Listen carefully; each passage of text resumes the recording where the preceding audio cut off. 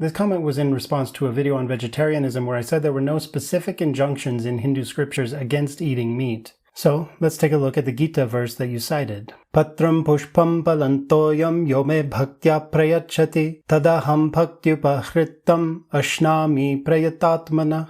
Whoever offers me with sincere devotion a leaf, a flower, a fruit, or even water, I will surely accept it from one whose heart is pure. This verse is not about diet. This verse is saying that there's no need for elaborate puja ceremonies or complicated Vedic sacrifices if one has sincere devotion and a pure heart.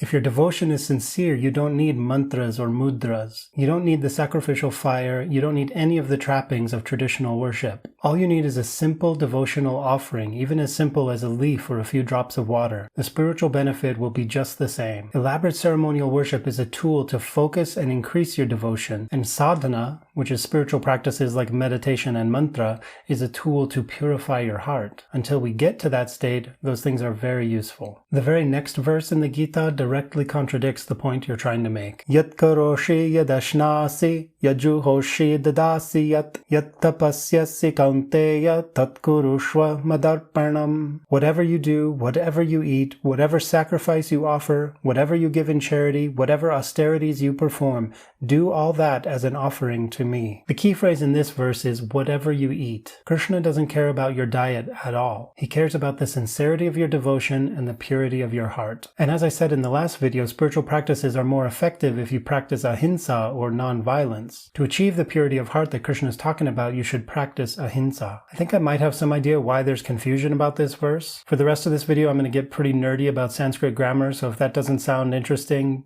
go ahead and scroll away. I totally get it. So in the verse that I just quoted, we have the word yadashnasi, which means whatever you eat. And I'll break that down for you. First is yad, which means whichever or whatever. And this is followed by ashnasi, which is a verb conjugated from the root ash, which means to eat. The conjugation used here is the present indicative active second person singular, which is a complicated way of saying that the action of the verb is being performed by a single individual, and it's in the second person, so that individual is you. So it means you eat, or you are eating. Now, in the first verse cited in the comment, we have a very similar word, ashnami. The conjugation is exactly the same, except that it's in the first person, not the second person. So instead of ashnasi, meaning you eat, it's ashnami, meaning I eat, which in this context means I accept your offering. So people will see that verb, to eat, but without understanding the grammar, they can misunderstand that to mean that Krishna is directing us to only eat fruits, vegetables, and water.